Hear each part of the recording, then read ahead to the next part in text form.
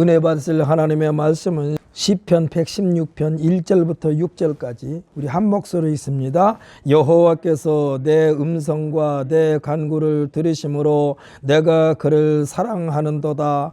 그의 귀를 내게 기울이셨으므로 내가 평생에 기도하리로다. 사망의 줄이 나를 두르고 수월의 고통이 내게 이름으로 내가 환난과 슬픔을 만났을 때에 내가 여호와의 이름으로 기도하기를 여호와여 주께 구하오니 내 영혼을 건지소서 하였도다.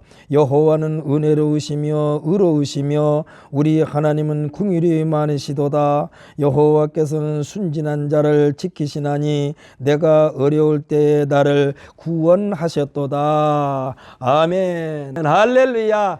우리 한번 선포합시다. 우리는 은혜와 감사의 주체가 되십시다. 아멘. 할렐루야. 할렐루야. 우리는 하나님으로부터 택함받았다는 그 사실이 얼마나 소중하고 귀한 줄 몰라요. 여러분 혹시 들어올 때 성전 밖에 그 산사별인가? 그 산사별이 그 있는 거 보았죠? 그거를 농장에 가면은 거기에 쓰레기통이 있어요. 퇴비장에다 누가 하나를 버렸어. 그런데 제가 그걸 갖다가 키워가지고 그렇게 화분 3개를 만들었습니다. 누구의 손에 붙들림 받느냐에 따라서 그 팔자가 달라지는 거예요. 할렐루야. 쓰레기통에 그대로 버림을 받아서 그대로 그냥 썩어서 없어졌을 거야. 그런데 하필이면 이 좋은 걸 눈에 띄어가지고 그 주워다가 지금 화분 3개를 만들었는데 이따 지나가다가 한번 보세요. 거기서 쓰레기통 냄새가 나나 이 좋은 걸 냄새가 나나. 여러분은 하나님의 손에 붙들림 받으면 놀라운 도구로 사용받는다는 사실을 믿으시기를 바랍니다. 아까 제가 말씀드렸죠. 하나님의 말씀은요, 성경에 분명히 그랬어요. 좌우에 나선 어떤 검보다도 예리하여, 할렐루야, 혼과 영과 및 관절과 골수를 찔러 쪼개기까지 한다고 그랬어요. 그러면 찔러 쪼갠다는 것은 뭡니까? 그게 있는 찌꺼기를 걷어내시기 위해서 그런 거야. 걷어내시기 그런 거야. 어떻게 보면 하나님의 말씀은 치료의 말씀이고 고치는 말씀이고 변화시키는 말씀이고 새롭게 하시는 말씀인 줄 믿으시기를 바랍니다. 이 시간에 여러분들은요, 어느 일부분만 하나님한테 맡기지 말고 우리 삶 자체를 통째로 하나님 앞에 맡겨드림으로써 이 시간이 새로운 인생으로 거듭나는 귀한 시간 되시기를 예수님의 이름으로 축복합니다. 성경에 보면 나만 장군의 얘기가 나옵니다. 나만 장군은요, 이 이스라엘의 적군의 장군이요. 그런데 이스라엘 적군의 장군인데 이스라엘에서 포로로 잡혀간 소년지 하여튼 그 사람의 그 나만 장군의 집에 종으로 일을 하게 됐어요. 그런데 문둥병이 걸려가지고 고통 가운데 있으니까 그 말하자면 이 하인이 그랬어요. 우리나라에 가면은 우리나라에는 하나님의 사람이 하나 있는데 그 사람한테 가면 저 병을 고칠 수 있는데 그랬어. 그러니까 나만 장군이 거기에 꽂혔어요. 그래가지고 이제 이스라엘에 가가지고 이스라엘 왕 앞에 가서 말하자면 막 그 말을 했어요. 그랬더니 이스라엘 왕이 뭐라고 했냐? 나는 하나님이 아니다. 나는 하나님이 아니다. 그걸 고친 사람은 따로 있을 것이다. 하나님의 사람으로 통하는 엘리사라고 하는 사람이 있는데 거기에 가보라 그랬어요. 그런데 엘리사는 어떤 사람이었느냐? 이 나만 장군의 그 적군이 왕이 침실에서 하는 이야기까지 다 소상히 귀담아 들을 정도로 아주 하나님의 놀라운 능력의 종이었어요. 그래가지고 나만 장군이 막 보따리 선물 싸가지고 거기를 글로 갑니다.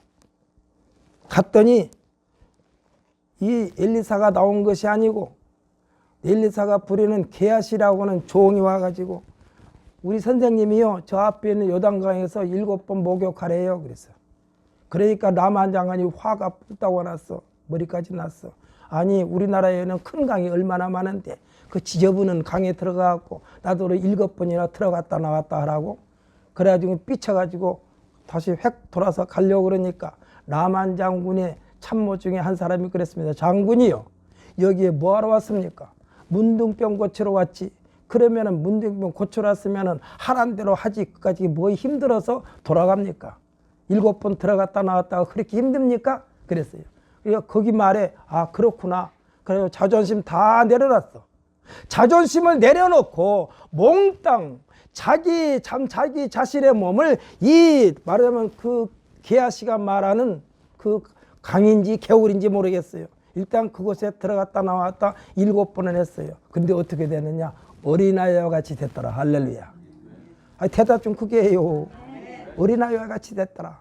이 말은 뭐냐? 완전히 깨끗하게 되었다는 얘기요. 사랑하는 성도 여러분, 하나님 말씀에 아멘 하는 자에게는 이한 시간에 그 놀라운 역사의 주인공이 될 줄 믿으시고 우리를 통째로 완전히 나만 장군이 자기 자신의 몸을 물속에 그냥 그대로 다 맡겨버린 것처럼 여러분의 몸을, 여러분의 인생을 이 한 시간에 하나님 앞에 통째로 맡겨드리는 시간이 되시기를 예수님의 이름으로 축복합니다. 그러면 새롭게 된다니까요. 새롭게 하시는 하나님이요. 하나님은 고치시는 하나님, 변화시키시는 하나님, 새롭게 하시는 하나님. 그래서 성경에 보면 이렇게 기록됐습니다. 주 예수 그리스도 안에 있으면 새로운 피조물이라. 이전 것은 지나갔으니 보라 새 것이 되었도다. 아멘. 할렐루야. 이 한 시간에 여러분의 인생을 하나님 앞에 통째로 내어 맡김으로써 여러분의 인생, 여러분의 삶이 새로운 피조물로 거듭나는 귀한 시간 되시기를 예수님의 이름으로 축복합니다. 저는 오늘 본 말씀 시편 116편 1절로 6절의 말씀을 가지고 구원의 확신은 흔들 자가 없다. 여러분 이 말씀 제가 선포할 때 아멘 하시기 바랍니다. 구원의 확신은 흔들 자가 없다. 아멘. 할렐루야. 성경은 창세기에서부터 요한계시록까지 66권으로 되어 있는데 이 성경책의 내용은 하나님의 존재에 대한 내용으로 꽉 채워져 있습니다. 사람들이 여기에서의 사람들은요 하나님 예수님을 믿는 자나 믿지 않는 자가 다 포함됩니다. 사람들은 그러니까 모든 사람들이 한계 상황에 부딪히면 너 나 가릴 것 없이 신중의 신이신 하나님을 부른 줄 믿으시기를 바랍니다. 부르는 방법이 좀 다를 수는 있는데 일단은 절대자를 부르는 거예요. 왜일까요? 이는 하나님께서 사람을 만드실 때에 다 만드신 후에 코에 하나님께서 직접 생기를 불어 넣으시니 사람이 생명이 되니라 했습니다. 그러니까 모든 사람들은 누구나 다 하나님의 생기가 그 몸 깊숙한 곳에 자리 잡고 있기 때문에 평상시는 제멋대로 살던 사람들이 모두 다 하나님의 정하심을 빠져나갈 수가 없어요.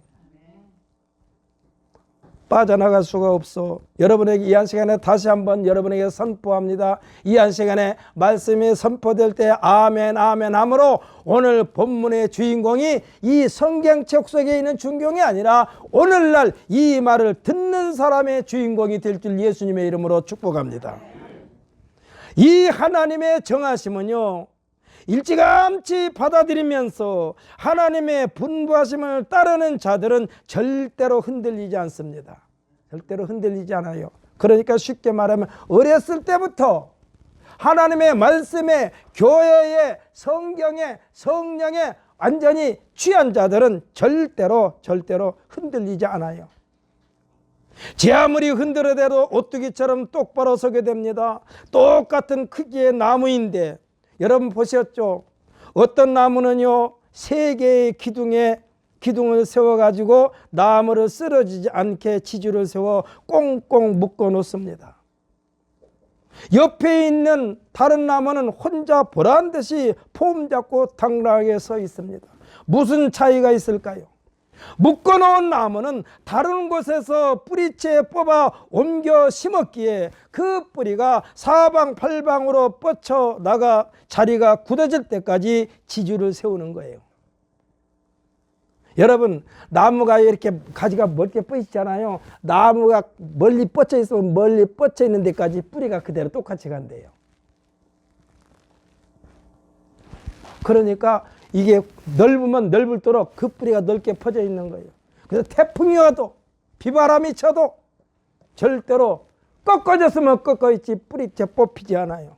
그런데 여러분 가끔 우리가 이 태풍이 불게 되면은 지금 도로를 확장하면서 아스팔트 공사하면서 군데군데 나무 심어놓은 거 있죠. 그거요 태풍 불면 뿌리채 뽑혀버려요. 왜 그래요? 뿌리가 넓게 안 퍼져 있으니까 그래. 그러니까 금방 말씀드린 대로 이 지주를 세운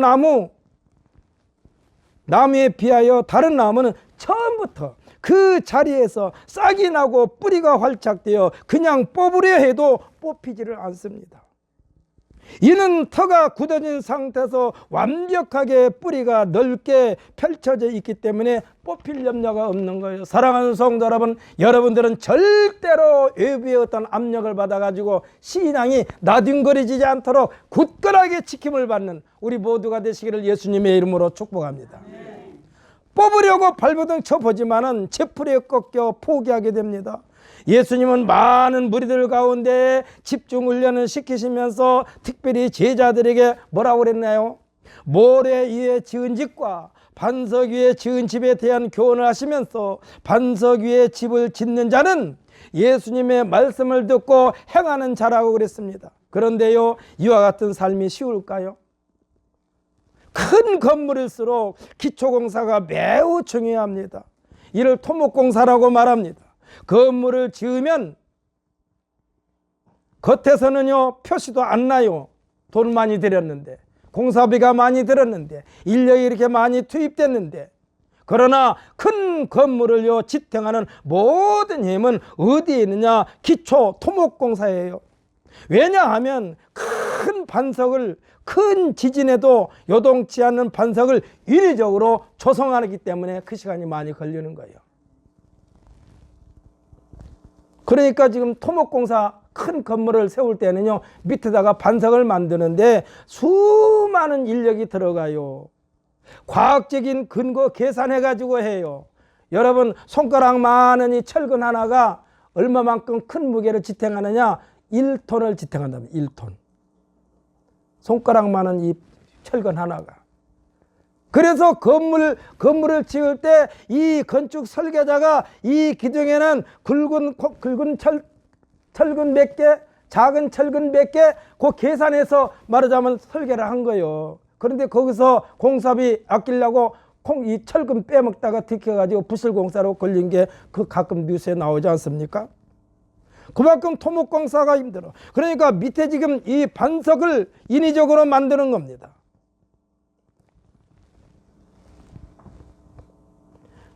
왜냐하면 큰 반석은 큰 지진에도 요동치 않는 반석을 인위적으로 조성해야 되기 때문에 그래요.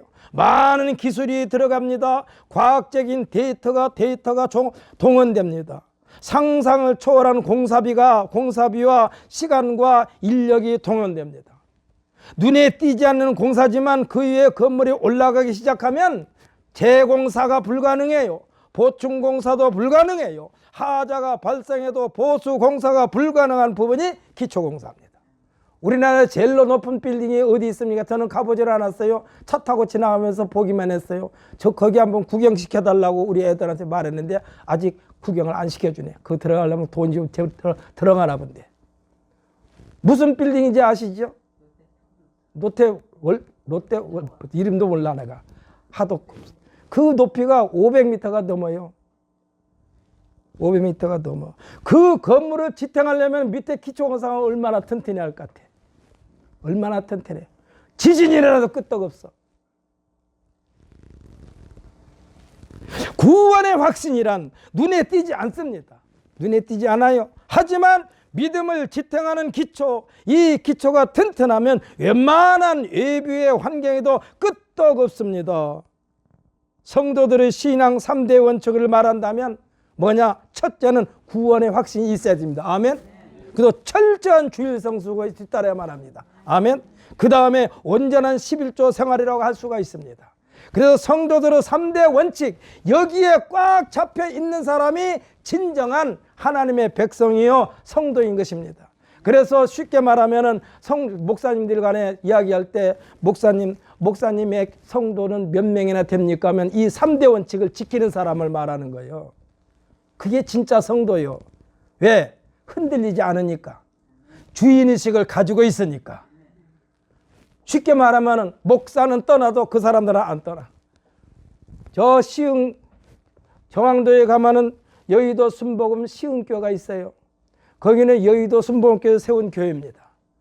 거기는요 수시로 담임 목사가 바뀌어요. 왜냐하면 여의도 순복음교에서 파송하고 임명하고 또 다른 곳으로 또 보내기도 하고. 그런데 거기에 성도들 장로들은 끝까지 몇십 년이고 그 자리에 그대로 있어. 사랑하는 성도 여러분, 이종거리가 오늘 죽을지 내일 죽을지 몰라요. 그러나 여러분들은 신광 순복음교회에 뿌리가 내려서 절대로 움직이지 아니하고 교회의 주인의식을 가지고 끝까지 주님의 몸된 교를 통하여 하나님을 섬기는 우리 모두가 되시기를 예수님의 이름으로 축복합니다. 사랑하는 성도 여러분, 여러분은 성도들이 신앙생활 이 3대 원칙을 꼭 지키기 위하여 최선을 다하십시오. 우리 한번 선포해 볼까요? 기도하는 마음으로 선포합니다. 저를 따라서 하시기 바랍니다. 첫째, 구원의 확신을 갖자. 둘째, 주일 성수를 최우선에 두자. 셋째, 11조 생활을 철저히 하자. 끝으로 주여 도와주옵소서. 아멘. 할렐루야. 이걸 내 힘으로는 안 돼요. 성령께서 그렇게 해야만 돼. 성령께서 그렇게 해야만 돼. 이 3대 원칙을 지키는 사람만이 교회 주인의식을 가질 수가 있는 거예요. 할렐루야. 목사가 떠나도 지키고 있습니다.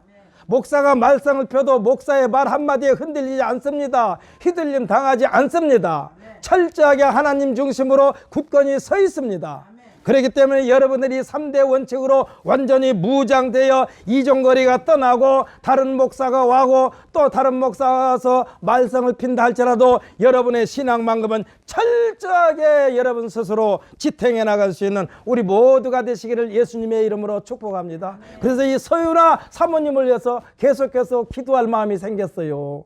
하나님, 서윤아 사모님을 교회 사모 만들 때에는 어떠한 영광을 받으시려고 그렇습니까? 주여, 우리 서윤아 사모님을 통하여 그의 남편 되신 목사님을 통하여 하나님의 놀라운 역사가 펼쳐지기를 원합니다 하고 기도를 하고 있어요. 왜냐하면 저는 목사니까 기도에 부담을 갖게 되는 거야. 기도에 부담을 갖게 되는 거야. 사랑하는 성도 여러분, 여러분은 여러분이 하나님 앞에 충성할 때에 하나님께서 부담을 갖는 거예요. 할렐루야. 그러니까 여러분들께서 3대 원칙을 지키라는 거예요. 그러면 하나님은 부담스러워요. 쉽게 생각해 볼까요? 딱 와서 무릎 꿇으면 아이고 저 사람아 뭐를 구하려나? 하나님께서 줘야 되는데. 왜? 철저하게 신앙생활 했으니까. 이와 같은 성도들이 교회의 주인의식을 소유하게 됩니다. 절대로 누구의 영향을 받지 않습니다. 흔들리지 않습니다. 요동치 않습니다. 이를 방해하는 자가 온다 해도 한 길로 왔다고 7길로 도망가게 돼 있습니다. 오늘 본문을 보십시오. 요동치 않는 신앙의 소유자만이 고백할 수 있는 내용입니다. 하나님께서 내 음성과 내 간구를 들으신다라고 그랬습니다. 하나님께서 하나님의 귀를 우리에게 기울이고 계신다라고 고백하고 있습니다. 그러기에 내가 평생 기도하리로다 다짐하고 있습니다. 우리들에게도 세상 사람들과 똑같이 사망의 줄이 음부의 고통이 죄어 올 때가 있잖아요. 그렇지 않습니까? 차라리 죽는 게 낫겠다 하는 그러한 마음, 그러한 어려움에 처할 때가 있지 않습니까? 솔직히 말해서 환난과 슬픔과 막닥뜨릴 때가 있지 않습니까? 그러나 확신에 찬 반석과 같은 믿음으로 여호와 하나님께 기도하게 하셨기에 기도하오니 건져주소서 하고 지금 본문에서 기도하고 있는 거예요. 하나님께서 부담을 느끼는 거예요. 여러분, 신앙생활 철저하면요 하나님을 부담스럽게 만드는 겁니다. 여러분, 오늘부터 하나님을 부담스럽게 만드는 우리 모두가 되시기를 예수님의 이름으로 축복합니다. 그러면은요, 하나님께서 그 사람이 가는 공업마다 쫓아다니시는 거예요. 왜? 하나님 앞에 그렇게 기도했으니까. 엊그저께인가 이선재 사모가 하나님 앞에 멀싸한금을 드리면서 끝털이 뭐라고 그랬냐? 형통하게 하옵소서 그랬어. 그래서 그랬어요. 야, 주 안에서 형통하게 없어서 하나님 부담 느끼겠다. 그러니까 이런 최종 결정권자가 여호와 하나님의 심을 확신하기 때문에 마음 놓고 담대하게 대응하는 것입니다. 누가 그런다는 것입니까? 구원의 확신을 가지고 주일을 성수하는 자. 할렐루야. 여기에 주일 성수는 하나님께 예배하는 즐거움이 넘치는 것을 말합니다. 온전한 11조를 드림으로써 물질관이 정확한 자가 담대하게 대응하는 것입니다. 어떻게 보면은 이것이 성도들의 3대 의무이면서 이들을 통하여 얻어지는 열매가 전도요 영원 구령의 열매를 주님이 이 땅에 다시 오실 때까지 맺고 거두어 드려야만 되는 줄 믿으시기를 바랍니다. 이 같은 성도들이 언제나 하나님을 향하여 자신의 소육, 자신의 소원을 아뢰면서 구할 수 있습니다. 오늘 본문의 기자는 당당하게 하나님 앞에 임하고 있습니다. 우리나라에도 대한민국 국민이라면 반드시 지켜야만 되는 의무가 있어요. 저 학교 다닐 때만 하더라도, 그러니까 이 1960, 70년대만 하더라도 3대 의무였어요. 3대 의무가 뭡니까? 병역 의무, 납세 의무, 교육 의무. 이 3대 의무였는데 요새는 그가 많이 바뀌었어. 6대 의무로 바뀌었어. 국방 의무, 납세 의무, 근로 의무, 교육의 의무, 재산권 행사의 의무, 환경 보존의 의무 등이 있습니다. 이 시간에 여러분에게 말씀드리는 것은 환경 보존의 의무야. 대한민국 국민이라는 환경 보존의 의미, 절대로 길 가다가 길바닥에다 종이 쪽지 하나도 버리지 마시기를 예수님의 이름으로 축복합니다. 우리는 대한민국 국민이기 때문에 땅을 더럽히면 안 돼요. 그런데요, 외제차 쌩쌩 달리면서 밖에다가 담배꽁초 훌떡 던지는 사람이 한두 사람이 아니에요. 여러분, 고속도로 도로변에 어떻게 버릴 시간이 없는데 어떻게 그렇게 버렸는지 몰라. 그러니까 차 타고 가다가 창밖으로 휘떡 던지는 거예요. 거기 누구더러 청소하라고. 그러니까 대한민국 국민이라면은 이 6가지 의무가 있는데 좀 지키기 쉬운 의무이지 않습니까? 환경 보존의 의무야. 이거는요, 후손들에게 그대로 깨끗한 땅을 물려줘야 되는 의무가 우리에게 있어. 절대로 여러분들께서는 차창 밖으로 쓰레기 하나도 버리지 마시고, 그거 가지고 왔다가 집에서 종량제 봉투에 넣는데, 담배꽁초 하나 넣는데 뭐 종량제 봉투가 꽉 찹니까? 이와 같은 의무를 다한 사람들은 당당하게 나라의 자신의 권리를 주장할 수 있고, 이 주장에 대하여 법의 보호를 받게 됩니다. 의무를 다하지 못한 사람이 국가에 대하여 권리를 주장한다면, 만약에 국가가 그 사람에 직접 반응한다면 한마디로 뭐라 그럴까요? 너나 잘하세요. 너나 잘하세요. 침례 요한과 예수님께서 서기관과 바리새인들을 지도층에 있는 사람들에게 회개를 촉구하는 것도 같은 맥락이요. 말씀에 대한 것은 잘 알고 있습니다. 그런데도 말씀에 떠나 있으면서 다른 사람에게 정죄를 합니다. 율법을 들이대면서 정죄합니다. 그러니까 이 예수님과 침례 요한이 회개하라 천국이 가까우니라. 이 독사의 자식들아, 독사의 자식들아. 저는요, 성경에 욕이 들어있는데 그거 찾으려 하면 이 독사의 자식들아, 얼마나 큰 욕인지는 모르겠어. 사람을 독사의 자식이라고 써요. 큰 욕이죠.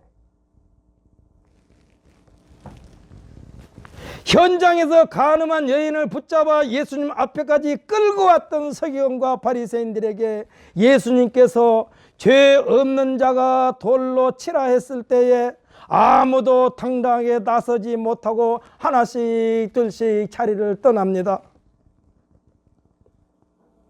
하나님 앞에 당당하게 나설 수 있는 사람이 구원의 확신과 할렐루야, 주일 성수 할렐루야, 11조 생활을 잘한 사람만이 당당하게 하나님 앞에 나가서 하나님 앞에 구할 수가 있어요. 하나님, 제 형편 아시지요? 제가 무엇 때문에 지금 괴로워하고 있는가 아시지요? 여러분 무엇 때문에 괴로워하고 있는지 아시지요? 눈물이 글썽글썽하면서 하나님 앞에 기도해 보세요. 그럴 때 하나님께서 응답 안 하시고 가만히 침묵하고 계시겠어요? 시간 들이지 물질 들이지 몸 바쳐서 충성하는데 하나님께서 그 사람에게 줄 수 있는 것은 그 사람의 기도를 응답하시는 것밖에 없어. 응답하시는 길밖에 없어. 그러니까 하나님 앞에 기도한 게 오늘 지금 본문에 지금 기도자가 그렇게 기도한 거 아닙니까? 당당하게. 하나님께서 나를 보고 계시고 듣고 계시고 다 알고 계시니까 하나님 앞에 내가 지금 기도합니다. 오늘 본문에서 하나님 앞에 아무런 거리낌 없이 나온 사람의 태도가 이와 같은 사람입니다. 당당합니다. 이런 사람들은요, 그들의 흔적 하나하나가 하나님의 놀라운 체험 현장이 됩니다. 그러니까 재미있을 수밖에 없어요. 재미있을 수밖에 없어. 하나님께서 저더러에게 목회하라고 그러면서 여러분 가끔 가다가 제 아내와 저 뒤에 있는 이주영 집사가 목사님 좀 자랑 좀 하지 마세요. 근데 자랑 안 할 수가 있나요? 내가 체험했는데. 내가 체험했는 게 자랑하는 거예요. 여기서 자랑은 제 자신을 자랑하는 게 아니야. 나를 통해서 역사하신 하나님을 자랑하는 거예요. 할렐루야. 그렇기 때문에 저는 재미가 있어요. 목회가. 사람 숫자가 많고 적음을 떠나서 재미있어요. 여기에 사람들이 꽉 차면 더 재미있겠지. 여러분 제가 판소리를 해요. 성경 판소리 다른 데서 했는데 여기서 내가 안 하는 이유가 한 가지 있어요. 여기 성도들 꽉 채우면 제가 판소리 할게요. 이종걸 목사의 성경 판소리 듣고 싶습니까? 대답을 안 하네. 대답 좀 해요. 이종걸 목사 판소리 듣고 싶습니까? 그러면 빨리 이 자리 채워요.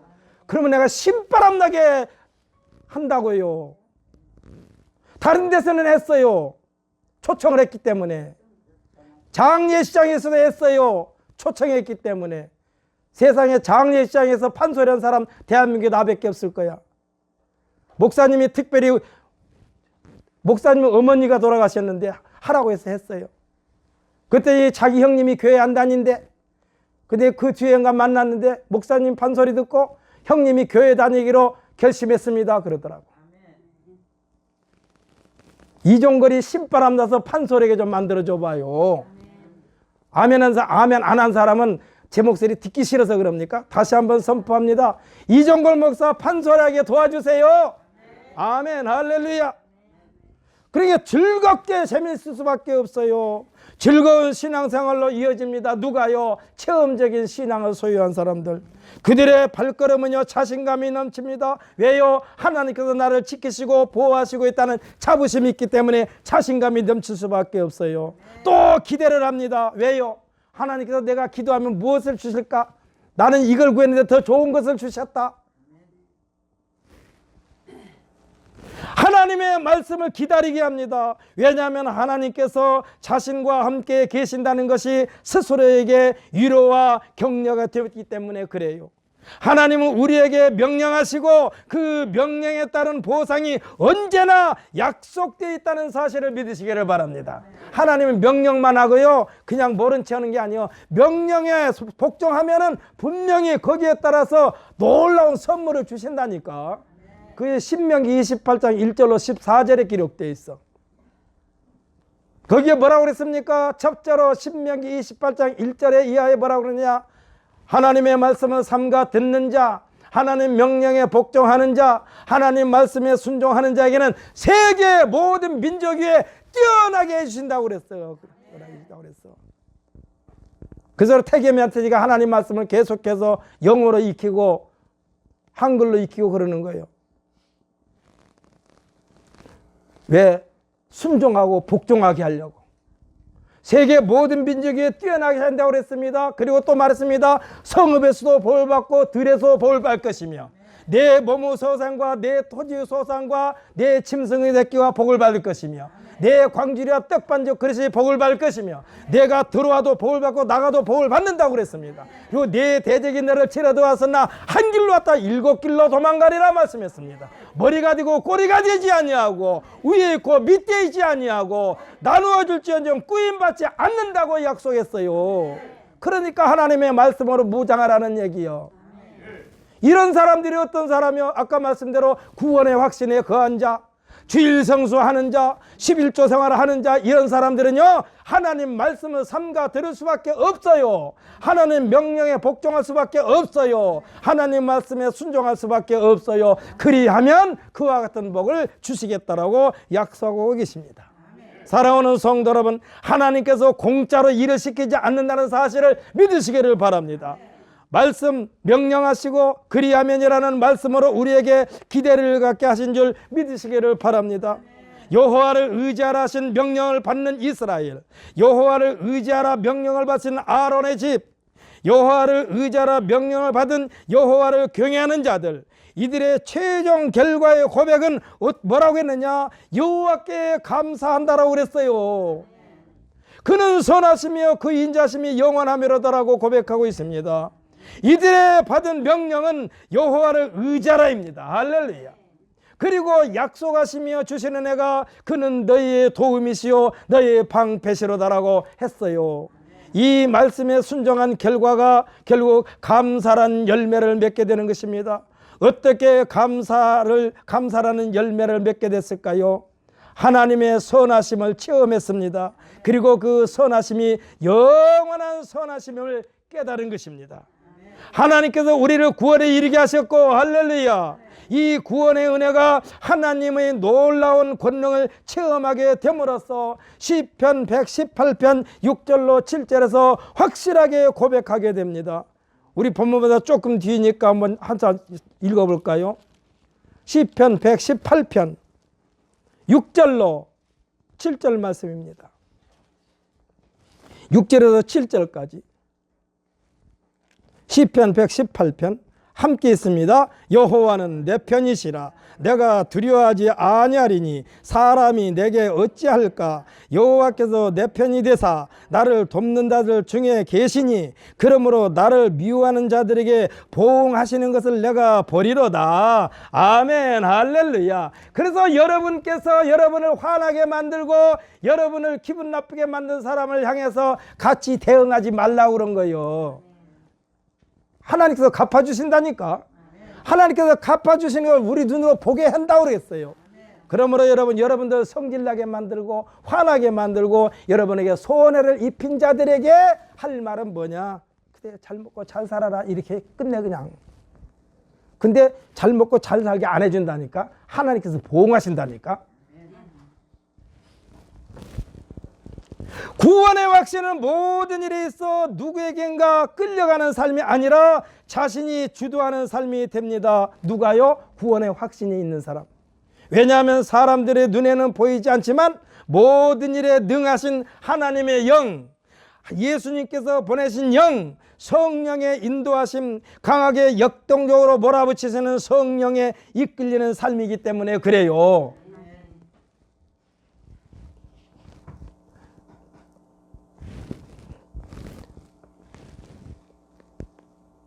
제가 설교를 준비하면서 이런 말은 하지 말아야지 하면서 준비를 하는데 막 성령께서 종거라, 너 지금 그 말 해야 된다 할 때는 본문에 없는, 제가 준비하지 않는 말씀을 여러분에게 선포할 수도 있어요. 여러분 그때 기분 나쁘게 받아들이지 마요. 그래서 아멘으로 받아들이면 여러분은 기적의 주인공이 됩니다.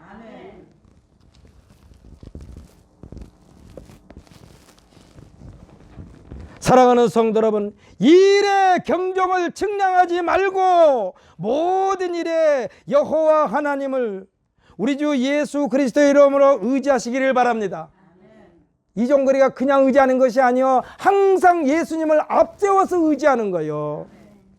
여호와를 의지하는 자에게 내리신 은혜와 복이 성경 족속에 빽빽하게 약속되어 있습니다. 이 빽빽하게 쌓여있는 하나님의 은혜와 복을 하나님을 온전히 의지하는 자만이 찾을 수 있고, 할렐루야, 구할 수 있고, 할렐루야, 액션 문을 두드릴 수가 있습니다. 그래서 예수님께서 말씀하셔서 구하라 주실 것이요, 찾으라 만날 것이요, 두드리라 열릴 것이니. 누구에게? 하나님을 의지하는 자에게, 예수를 믿고 구원받은 자에게, 물질에 관해서 하나님 중심의 생활하는 자에게, 찾을 수 있고 구할 수 있고 두드릴 수 있도록 하나님께서 허락하신 줄 믿으시기를 바랍니다. 시편 115편 9절로 11절 이스라엘아 여호와를 의지하라. 아론의 집이여 여호와를 의지하라. 여호와를 경외하는 자들아 여호와를 의지하라 하시면서 약속하신 것이 그는 너의 도움이시요 너의 방패시로다 했습니다.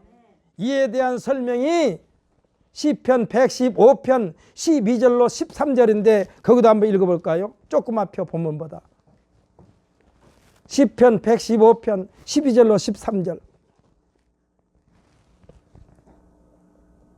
함께 있습니다. 여호와께서 우리를 생각하사 복을 주시되 이스라엘 집에도 복을 주시고 아론의 집에도 복을 주시며 높은 사람이나 낮은 사람을 막론하고 여호와를 경외하는 자들에게 복을 주시리로다. 아멘. 할렐루야. 이 복은요 이사야서 41장 8절로 13절에 기록되어 있는데 그 중심에 뭐라고 그랬느냐? 두려워하지 말라. 할렐루야. 내가 너와 함께함이니라. 할렐루야. 놀라지 말라. 나는 네 하나님이 됨이라. 내가 너를 굳세게 하리라. 참으로 너를 도와주리라. 참으로 나의 의로운 오른손으로 너를 붙들리라. 아멘. 할렐루야. 누구에게입니까? 여호와를 온전히 의지하는 자에게입니다. 이와 같은 사람에게서 누가 등이 대적하겠습니까? 누가 감히 덤벼들다간 백전백패입니다. 속된 표현을 빌리려면 뼈도 못 추려. 여호와를 의지하는 자를 대적했다가는. 제가 또 제 얘기한다고 또 한 소리 들으려면 또 해야 되겠어요. 제가 사업을 하는데 건축 현장에 물건을 납품해요. 근데 우리 앞에 쉽게 말하면 제 사업장 바로 앞에다가 그 집이 건물을 지면서 철근을 잔뜩 늘어놨어. 그 사람이 나하고 모르는 사이는 아니에요. 좀 알고 지내요. 근데 철근을 잔뜩 늘어놨어. 이게 건물을 다 지었어. 근데 물건을 납품할 때가 됐어. 그래서 물건을 납품하려고 그랬더니 나한테 안 하고 딴 사람한테 했어. 얼마나 속이 상한지. 철근 때문에 내가 다치기도 하고 얼마나 거창거렸는데. 나 같으면 미안해서라도 자기네 거기 납품 허용할 것 같은데. 그 속이 얼마나 상했는지 몰라요. 그래가지고 끙끙 앓다가 아이고 하나님께서 알아서 하시겠지. 근데 그 집에 사고가 났어.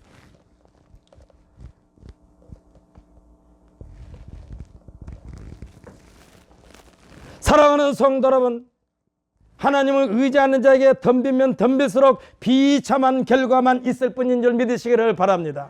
그러므로 여러분들은 그냥 강호가 담대해야 돼. 그까짓 것, 아이고 그까짓 거예요. 그까짓 것. 여러분에게서 주일 성수하라는 것도 그까짓 거예요. 주일날 돈을 벌면 얼마나 벌겠습니까? 그런데 그까짓 것하고 주일 성수했더니 월요일부터 토요일까지 주일날 하는 것보다 더 많이 하나님께서 채워주신다니까. 참 기가 막혀. 하나님의 놀라운 능력은 기가 막혀. 오늘 우리가 읽지는 않았습니다만 7절을 보십시오. 내 영혼아 내 평안함으로 돌아갈지어다. 여호와께서 너를 후대하시리로다. 아멘. 할렐루야. 여기에서요 예 영혼아 내 평안함으로 돌아갈지어다. 이건 뭡니까?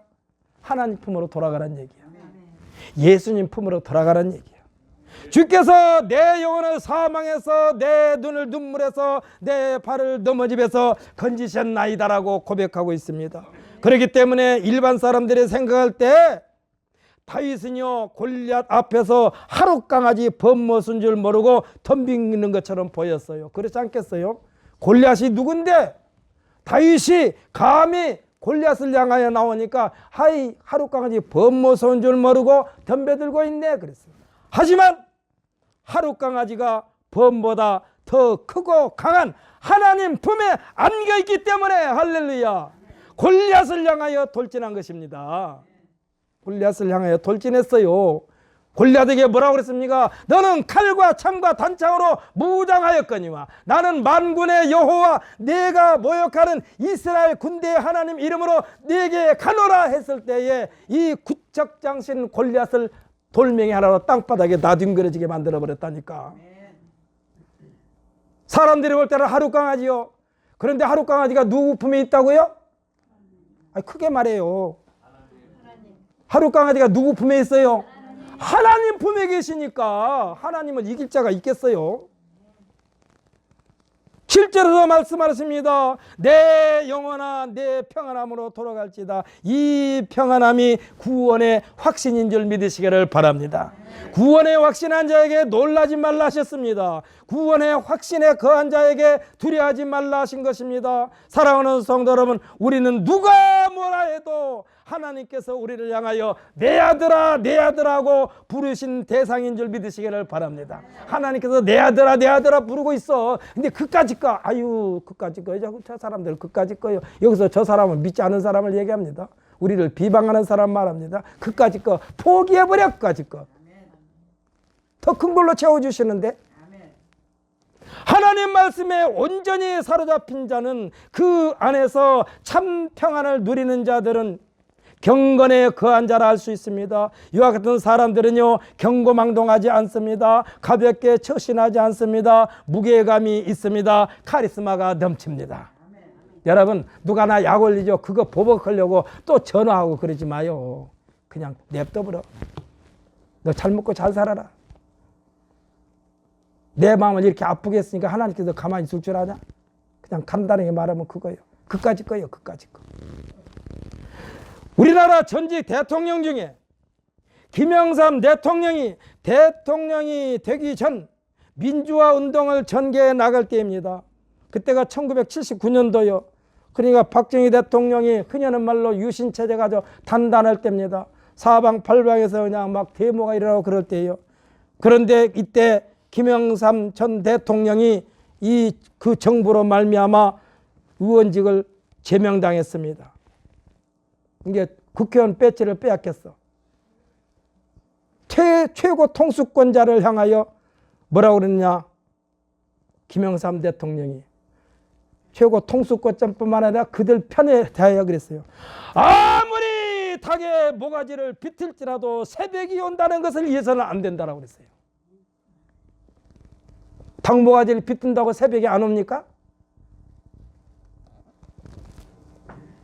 근데 이거를 김영삼 대통령이 활용한 거예요. 이게 원 제목은 뭐냐? 하도 집에서 종살이 하는데 주인이 시대 때도 없이 자꾸 깨워요. 특히 새벽에 닭 많으면 그때부터 깨워. 그러니까 이 종이 닭 모가지를 비틀어 버렸어.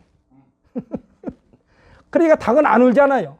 그런데 닭 모가지를 비틀어 버리니까 이 주인이 더 시도 때도 없이 종을 잠에서 깨우는 거예요. 그전에는 그냥 닭이 울면 그때 깨웠는데 닭 모가지를 비틀어 버리니까 닭이 안 울잖아요. 그러니까 주인이 그냥 아무 때나 깨워 이제. 그래서 이것을 이용해 가지고 김영삼 전 대통령이 그런 거예요. 아무리 닭의 모가지를 비틀지라도 새벽이 온다는 것을 잊어서는 안 된다라고 그랬어요. 이 말과 같이 결국은 1979년도 10월 26일 날 박정희 대통령이 암살을 당합니다. 이 말은 김영삼 전 대통령의 트레이드 마크가 됐습니다. 물론 대통령이 되기 전, 국회의원이 되기 전 그는 교회의 장로였습니다.